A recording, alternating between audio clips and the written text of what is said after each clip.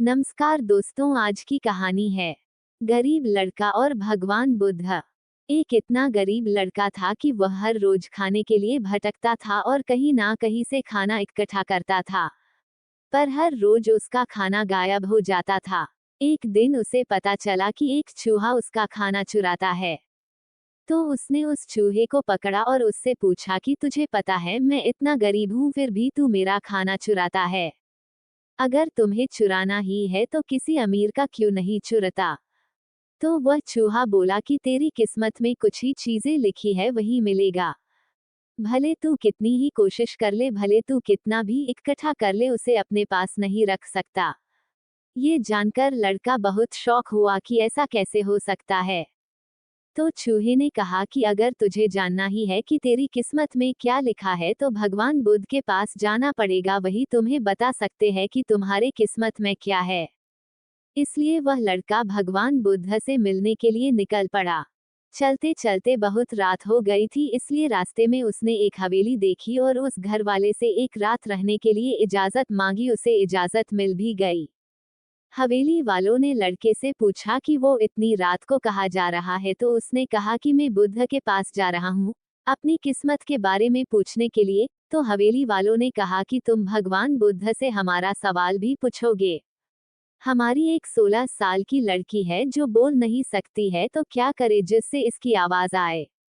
उस लड़के ने कहा जरूर पूछूंगा आपका सवाल, और उसने उनको धन्यवाद कहा और सुबह वहां से निकल पड़ा। आगे रास्ते में बहुत बड़े बड़े बर्फ के पहाड़ थे। वह बड़ी मुश्किल से पहाड़ पर चढ़ा। उसे वहां एक जादूगर मिला। उसने उस लड़के से पूछा कि वो कहाँ जा रहा है, तो उसने कहा कि भगवान बुद्ध के पास जा रहा हूँ अपनी किस्मत के बारे में पूछने के लिए। तो जादूगर ने कहा कि क्या तुम भगवान बुद्ध से मेरा ये सवाल पूछोगे। मैं हजारों सालों से तपस्या कर रहा हूँ ताकि मैं स्वर्ग जा सकूं, और मेरे हिसाब से अब तक तो तुझे स्वर्ग में चले जाना चाहिए था। तो मैं स्वर्ग में जाने के लिए क्या करूं। लड़के ने कहा कि ठीक है, मैं आपका सवाल बुद्ध से पूछता हूँ। उस जादूगर के पास एक छड़ी थी। उस छड़ी की मदद से उस लड़के को बर्फ के पहाड़ के उस पार पहुंचा दिया। जब वह आगे बढ़ा तो उसके सामने बहुत बड़ी चुनौती थी। वहां बहुत बड़ी नदी थी जो वह खुद नहीं पार कर सकता था। तभी उसकी मुलाकात विशालकाय कछुए से हुई।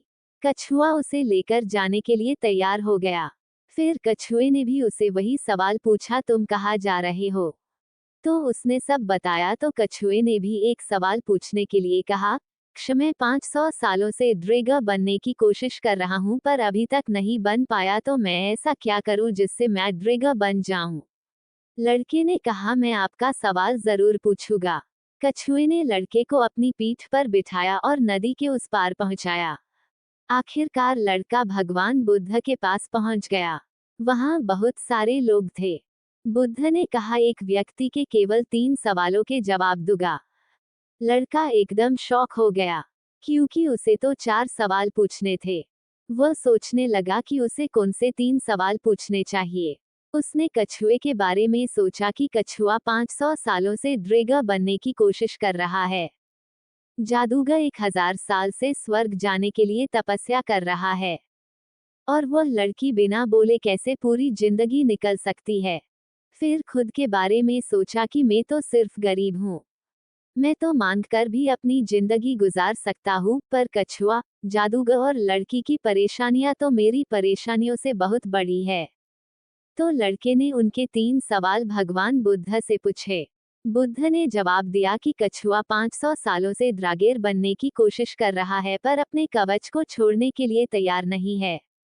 जब तक वह कवच को नहीं छोड़ेगा तब तक वह ड्रैगन नहीं बन पाएगा। वहीं जादूगर जब तक अपनी छड़ी नहीं छोड़ेगा तब तक वह स्वर्ग नहीं जा पाएगा। और जब लड़की को उसका जीवन साथी मिल नहीं जाएगा तब वह बोल नहीं पाएगी। ये सब सुनकर लड़का वापस कछुए के पास आया और उसे सब कुछ बताया। तो कछुए ने अपना कवच निकाल दिया। जैसे ही कवच निकाला उसमें से कीमती मोती निकले। वह मोती कछुए ने लड़के को दे दिए और वह ड्रैगन बन गया। फिर जादूगर के पास गया और सारी बात बताई। तो जादूगर ने अपनी जादू की छड़ी लड़के को दे दी और वह स्वर्ग में चला गया। उसके बाद लड़का उसी हवेली में गया जहां उसने रात गुजरी थी। जब वहां गया तो लड़की सामने आई और बोली, उस रात हमारे हवेली पर तुम ही आए थे ना। इस तरह लड़के को पैसा, पावर और एक खूबसूरत जीवन साथी मिल गई। जीवन में कुछ पाने के लिए कुछ देना पड़ता है। जब जादूगर ने छड़ी दी तो उसे स्वर्ग मिल गया। वैसे ही जीवन में कुछ बड़ा करने के लिए अपने कंफर्ट जोन से बाहर आना होता है। पानी का जहाज सबसे ज्यादा किनारे पर ही होता है, पर जहाज किनारे के लिए नहीं बना है। वह बीच समुंदर में लहरों को चीरते हुए आगे बढ़ने के लिए बना है। इसलिए जीवन में कुछ बड़ा करने के लिए रिस्क तो लेनी ही पड़ेगी। और अगर आपको लगता है कि आपके जीवन में प्रॉब्लम बहुत सारी है, तो जरा एक नजर डालिए उन लोगों पर जिनके पास रहने को घर नहीं है, खाने को रोटी नहीं है।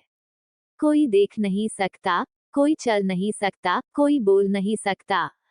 क्या आपकी प्रॉब्लम उनके प्रॉब्लम से बड़ी है? Stay positive, be happy. दोस्तों, आशा करती हूँ कि आपको कहानी पसंद आई होगी और काफी कुछ सीखने और समझने के लिए मिला होगा। अगर वीडियो पसंद आया है तो वीडियो को लाइक करें, अपने दोस्तों को शेयर करें। और अगर आप चैनल पर नए हैं तो चैनल को सब्सक्राइब जरूर करें और बेल आइकॉन को प्रेस करें ताकि हर वीडियो का नोटिफिकेशन सबसे पहले आपको मिले। धन्यवाद।